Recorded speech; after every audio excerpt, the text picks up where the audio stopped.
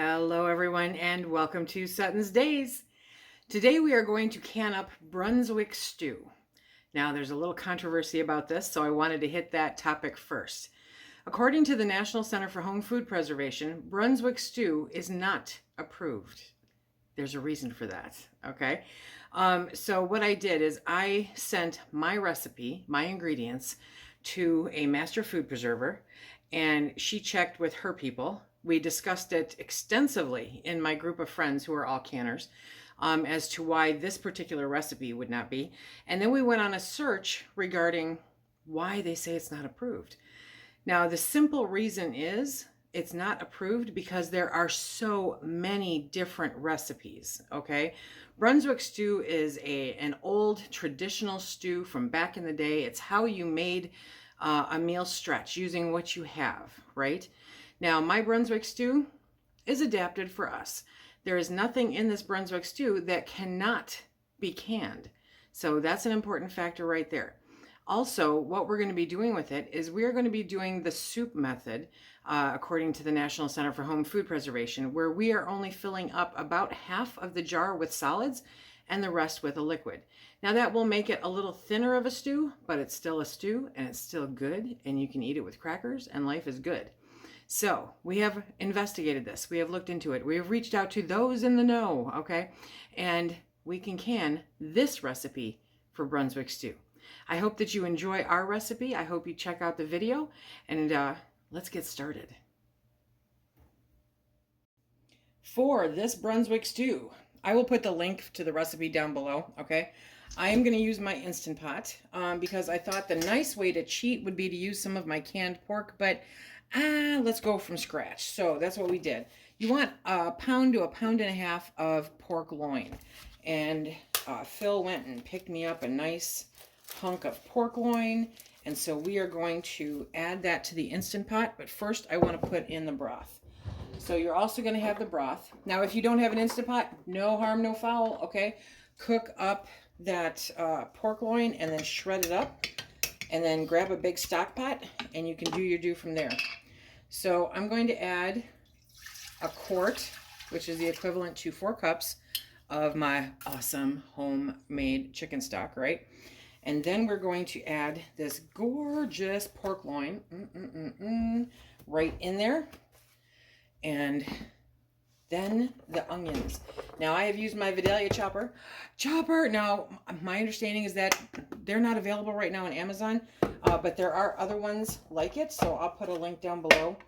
I will find you one that has rave reviews and give you one down below because this thing just makes the world a better place, let me tell you, because this is one very large onion that is now finely chopped. Look at that.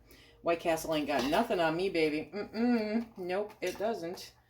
Okay, so we're going to add those in, and then we're going to get the garlic. Now, if you don't have an Instant Pot, like I said, you can cook the pork separate, shred it up, grab a stock pot, and do this portion of it. I'm adding this in the Instant Pot because I want these flavors to be totally absorbed into the meat.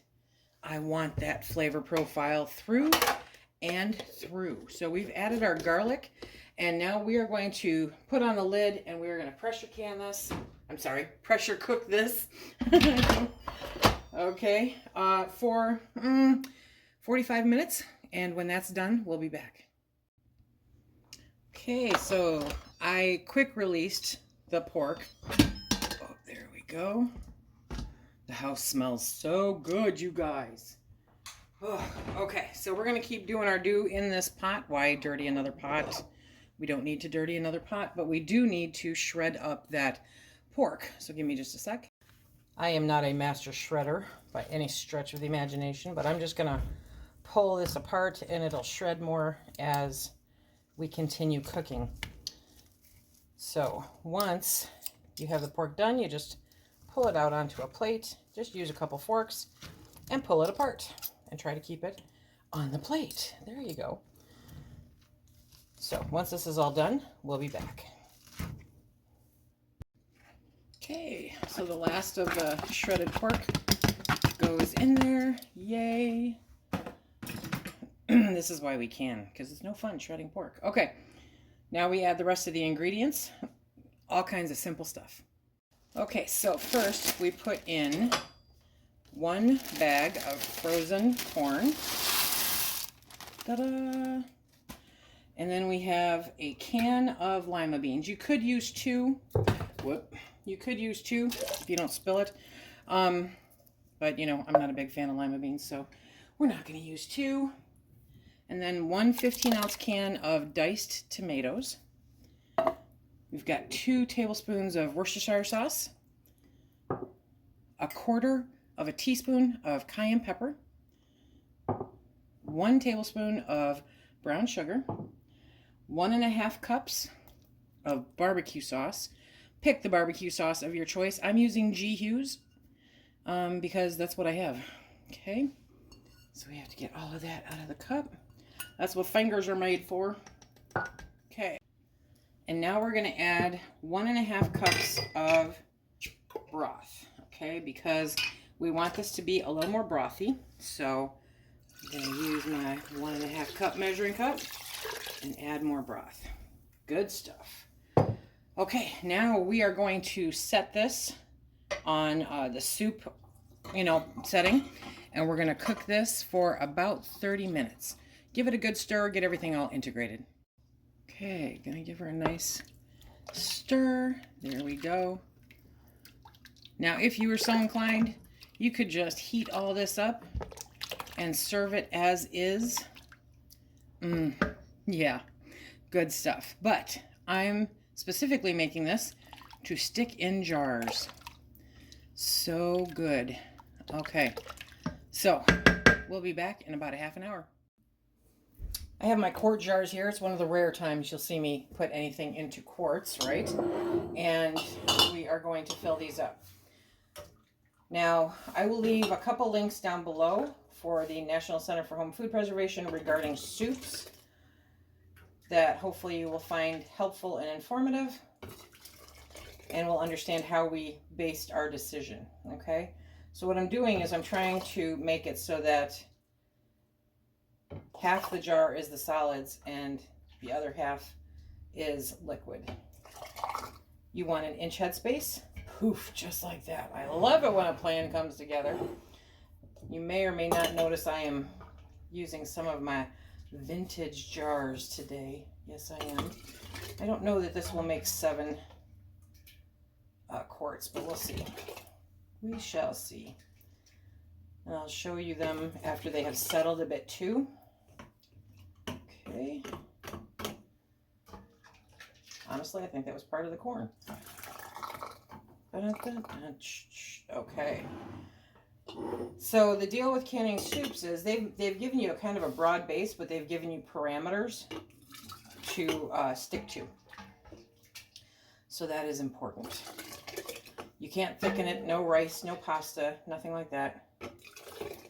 And there are certain vegetables that just should not be canned, which I think is why, because I scouted out some Brunswick stew videos, not videos, recipes. Thanks, Lise.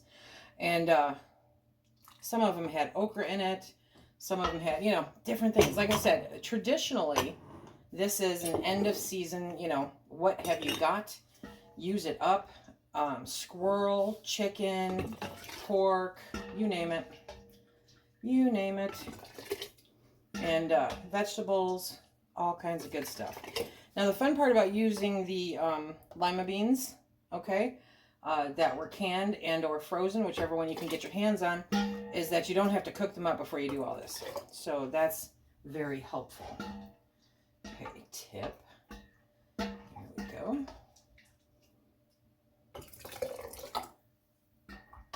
So I might get 5. I might get 5. Okay, let me wrestle with this last one and we'll be right back. Okay, so I got 4 quarts and a partial. And so that just means that is Phil's dinner tomorrow night. Yeah. Okay. I love it when a plan comes together. Okay, so now we are going to wipe off the rims. Just like with everything, you want to make sure that there's no debris there.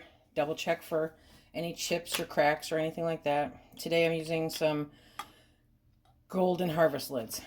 Yeah, I had to think for a second. Okay. Okay. Okay, I have hot water in my canner.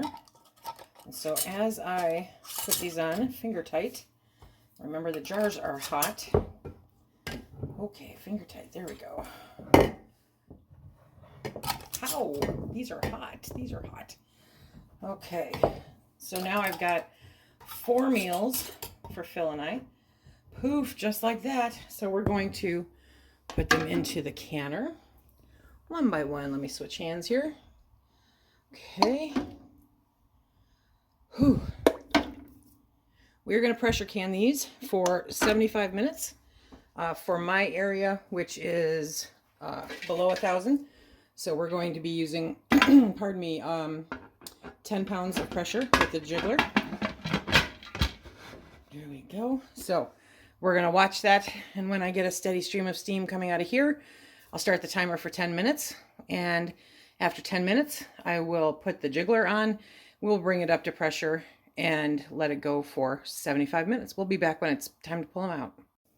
Okay, so the canner stopped and completely depressurized on its own. Pull the lid off. And now we're going to pull out the jars. Yes, we are. Okay. That is our Brunswick stew. Good stuff. This here is 4 meals for Phil and I. Have a little soup and some other little nosh to go with it.